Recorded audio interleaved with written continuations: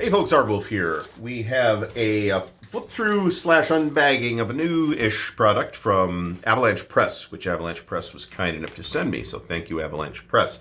This is Coral Sea. This is part of the Second World War at Sea series, which I have not, up to this point, taken any look at, and which I think has a lot of potential. And I am very happy that that this was one of the things that they sent me. So we're going to take a look at it. This is a Ziploc product. I don't know if there's a box version or not, but this came in a Ziploc bag. So for those of us who really like flat top and would like to kind of have that experience, but not necessarily, you know, limited to the parts of the conflict that flat top covers, Second World War at Sea, the series, is a natural place to look. So we've got, let's see here, we've got a book, we've got two maps, which we'll take a look at. We've got some player aids. It looks like all the rules are in here as well. Pretty compact game. Not sure what the MSRP is, but if I remember, I'll put that in as a text element in the video. Ooh, cool. Okay. Paperwork. I love paperwork. All right. So let's take a look at the two maps. Now, one of the maps is the tactical map, okay, on which you fight out the actual battles, all right? And a lot of people balk over this because it's fairly coarse granularity, right?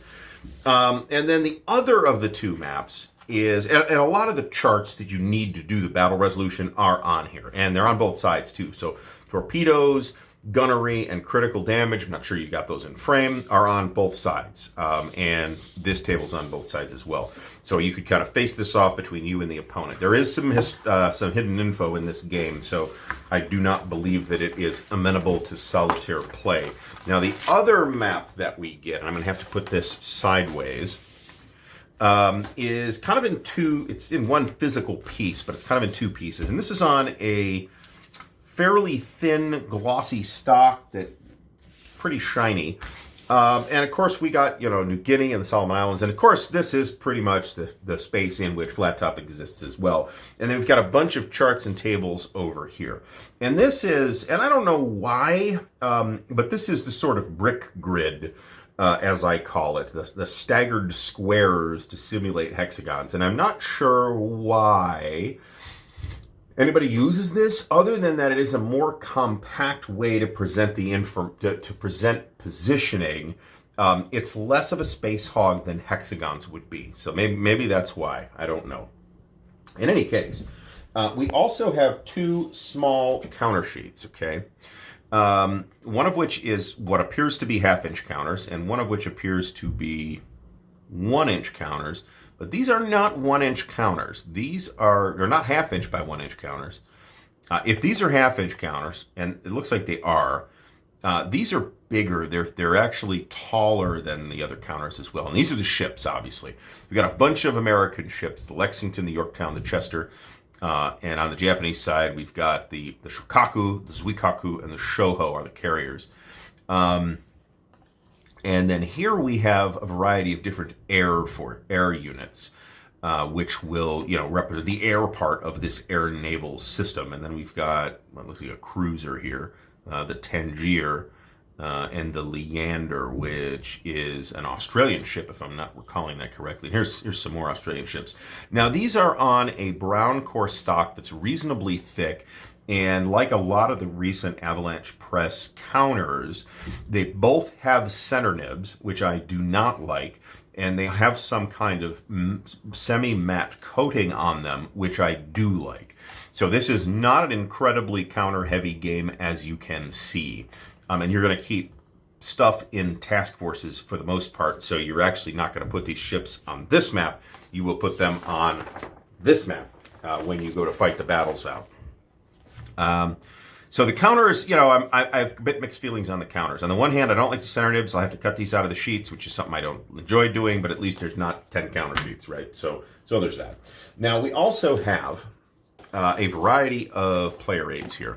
Second World War, it's the other tables continued. So other tables continued. And then we have the combat tables, including contact. Now, I have talked to people who have played this, and including some flat top veterans who liked it. Here's the Coral Sea Axis Airbase card. So you're clearly supposed to cut this in half to represent. So you can have the Axis air bases on the Axis side and the Allied air bases on the Allied side. And then you've got 2 task force cards.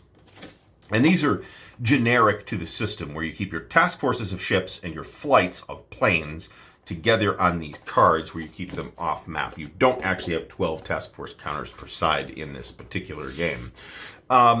This is air tables. So here we have target locations, air-to-air combat, complete summaries of these things.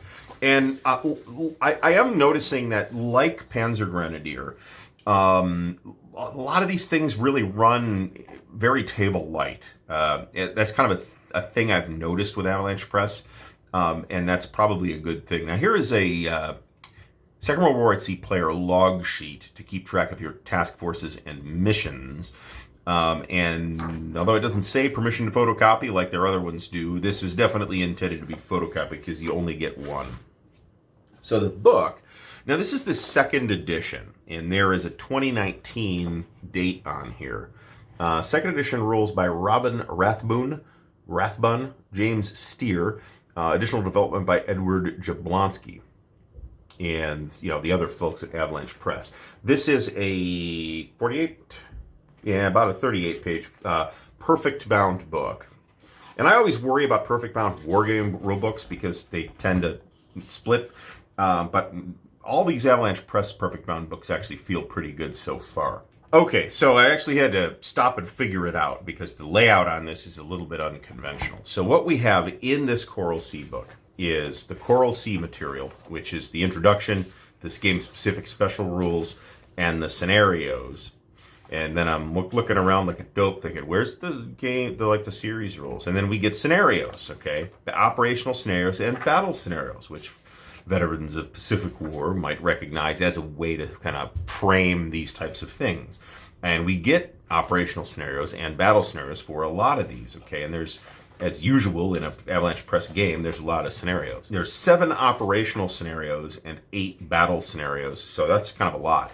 And then the series rulebook is actually in the back. And the series rulebook then runs to about half the size of the book. If I had to guess, I would say that this game system is pretty straightforward. As is also typical of Avalanche Press, there is a lack of pizzazz, if you will. It is a black and white book with fairly large print and reasonably minimal illustrations, which doesn't bother me in any way. Like I said, lack of pizzazz, right? I mean, there might be folks who look at rules with, trepidation because there's no pictures in it. But, I mean, I'm not playing the game for the picture. I'm playing the game. I'm not looking at the rule book to look at the pictures. So this is like an introductory game to the Second World War at Sea series, which, as I said, looks really promising. So on the one hand, I consider this system to be, when it really comes down to it, fairly unsoloable because there's a lot of hidden information, as you might expect.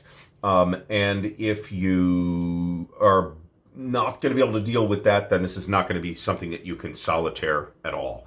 I, however, have been looking forward to taking a look at this series, Second World War at Sea, for quite a long time. Therefore, I feel like I may try to do some playthrough content of it, regardless of its unsolitairability in general. And that, of course, would be a solitaire thing, as I'm not going to drag somebody else into it. Does not work well with my playthrough series workflow that I'm working on developing and establishing. So Coral Sea, this is available now from Avalanche Press. It looks pretty nice, right? I'm not a huge fan of the grid, of the brick grid, but I understand that there are some reasons why one might prefer it. And I don't like that the counters have center nibs, but I'm also not hugely bothered by that in this particular case because there's like I don't know, 2/3 of a counter sheet here and not like 16 counter sheets that I then have to cut laboriously out of the sprues. And the counters look nice, as is typically the case with Avalanche Press counters, frankly. I have, generally speaking, liked their graphic design on the counters. And I like these. And I'm very much looking forward to giving this a whirl. All my, I don't even want to say complaints, but all my reservations about the system are pretty much physical trivia, and are outweighed by the fact that I am interested in this topic at this scale and using a mechanical family similar to this. I am, after all, a huge fan of flat top, the Avalanche Hill. Avalanche Press and Avalon Hill, very close to the same words. Avalon Hill and Battleline Classic, which is, of course, a classic, right? So I'm very much looking forward to seeing this. If you'd like to see me try to do some playthrough on this, please do let me know in the comments.